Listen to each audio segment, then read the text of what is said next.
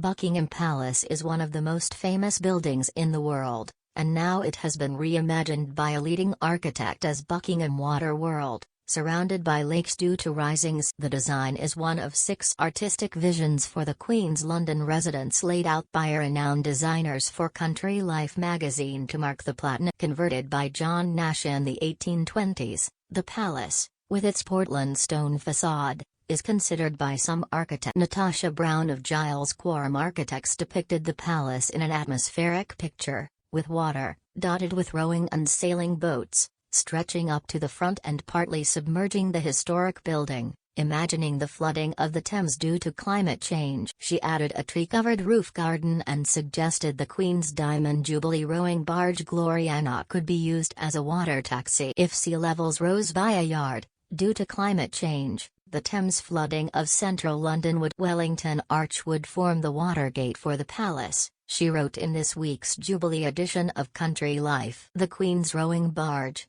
Gloriana, would be an excellent water taxi, and Thames barges would provide zero-carbon delivery. Duchy of Cornwall kelp forests could provide roof insulation with a native tree-covered roof garden, assisting carbon offset. She added, exercising the horses and corgis might be a challenge.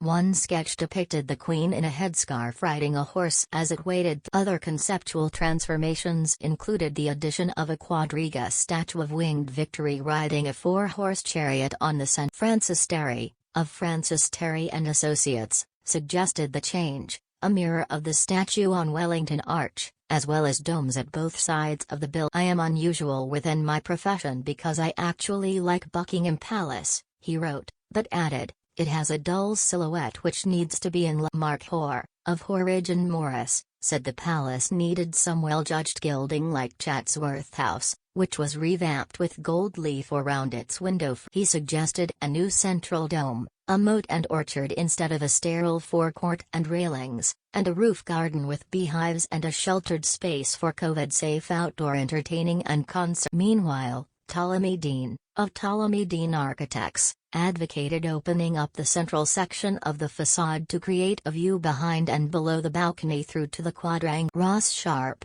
of Yongo, branded the palace huge, bleak and slab-like and more like a civic building from a totalitarian state than a home of kings. He proposed lengthening the palace on each side, with arcades offering views to the courtyard behind, and roof balustrades decorated with statues of worthy. Robert Kerr and Robert Cox of Adam Architecture remodeled the east facade, depicting the palace with a central dome. They recommended bringing the wings in line with the railings to make a more powerful and positive. It would create the grandeur and the confident splendor the palace deserves, they said.